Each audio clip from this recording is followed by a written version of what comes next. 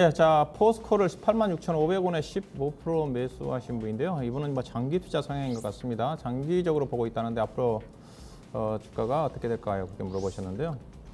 계속 가져가도 되냐고. 뭐 포스코는 결론부터 말씀드리면 장기 투자가 가능한 종목이죠. 장기 투자가 가능한 종목인데 얼마만큼 이제 빠르게 가느냐. 결국 이제 뭐 경기 회복 속도에 달라 있겠죠. 특히 중국 경기의 회복 속도에 달라 있다고 좀 봐야 되겠죠.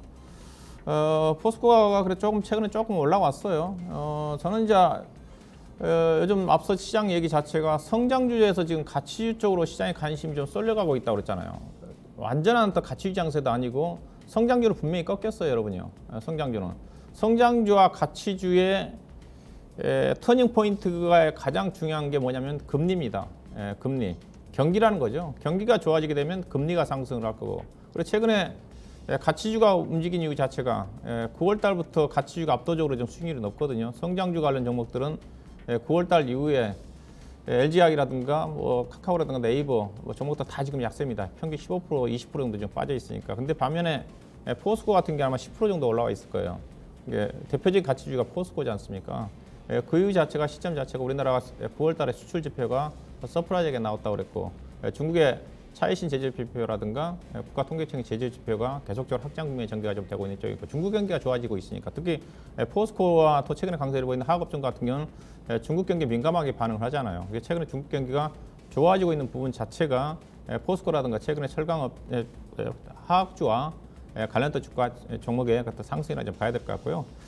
근데 이제 얼마만큼 빠르게 가느냐 그 부분 자체는 결국은 공급 과잉 물량을 봐야 되거든요. 설비 투자와 화학업종은 화학업종들에 대한 NC업계를 중심으로 해서 중국이라든가 미국이라든가 중동 쪽에 설비 투자 규모를 봐야 되는 거고 그 다음에 철강업종 같은 경우는 철강은 지금 중국이 옛날에 엄청나게 많이 투자했기 때문에 중국이 여의도인 공급 과잉이거든요. 그래서 중국 경기가 가장 중요한 부분입니다. 특히 철강 같은 경우는 세계 조강 생산량의 60% 이상을 중국에서 생산하거든요. 중국 경기가 아직도 지금 공급 과잉이다 보니까 설비 자체를 계속적으로 지금 폐쇄하고 있는 쪽이니까. 근데 이제 조금 최근에 움직인 이유 자체가 겨울철을 앞두고 일부 이제 감산에 대한 가능성이 좀 나오면서 주가가 움직임이 전개되고 있는 걸 알고 있고 그 전에 이면에 이제 중국 경기가 좋아지는 또 부분이라 좀 봐야 될 것 같은데 저는 중국 경기 관련 종목 중에서 가장 지금 업황이 괜찮은 쪽이 제가 건설 기계 쪽이라고 그랬고 그 다음에 지금 일부 화학 업종들이 일부 제품 중심으로 강세를 보였는데 최근 들어서는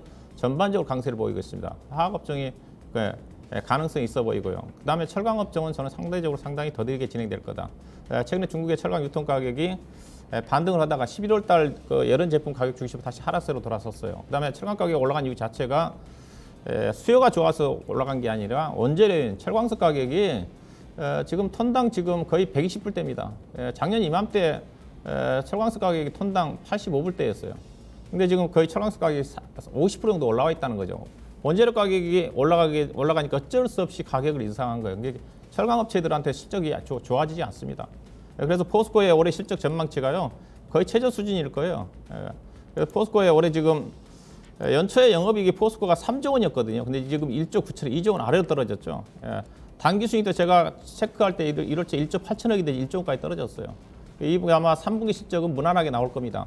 2분기 실적 좋게 나왔기 때문에.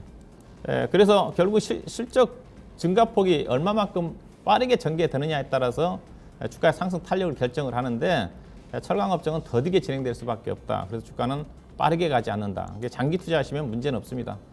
우리나라 그래도 포스코가 세계적인 경쟁력을 가지고 있는 회사고 생산성이 가장 뛰어난 회사거든요. 근데 수급 보시게 되게 되면 외국인들은 계속 팔죠.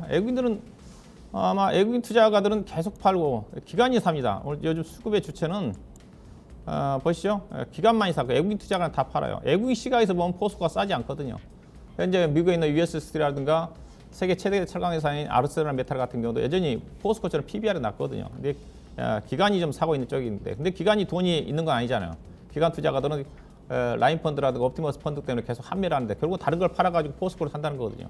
오히려 외국인 투자가들 계속 돈이 나올 수가 있기 때문에 외국인이 사는 게 긍정적인데 기관이 언제까지 살지. 현재는 수급이 좋으니까 충분히 추가적인 상승 가능할 것 같은데 시간이 좀 많이 필요하지 않겠는가. 그래서 일단은 장기 투자니까 이 종목은 아마 배당금이 아마 주당 8,000원에서 10,000원 정도 하죠. 배당도 받고 장기적으로 가게 되면 충분히 내년도는 개인적으로 25만 원, 예, 중국경기가 좀 더 빠르게 좋아진다 한다 27, 8만 원 정도까지 가지 않겠는가. 일단은 이 종목은 단기적으로는 기술적인 저항선이 여기저기 올 거예요. 왜냐하면 현재 철강 가격 흐름으로 봐서는 강하게 오버슈팅이 나오지는 않습니다. 일단은 뭐 내일은 지금 고점을 돌파를 할 것 같은데 이 가격이죠. 예, 잘하면 이제 24만 원 정도 언저리 정도까지 배당까지 감안해서 연말 정도까지 시장이 움직이 전개된다 하더라면 24만 원. 그다음 내년도는 26만에서 28만 원 정도까지는 충분히 중장기 투자가 가능하다 그렇게 보시면 될 것 같습니다.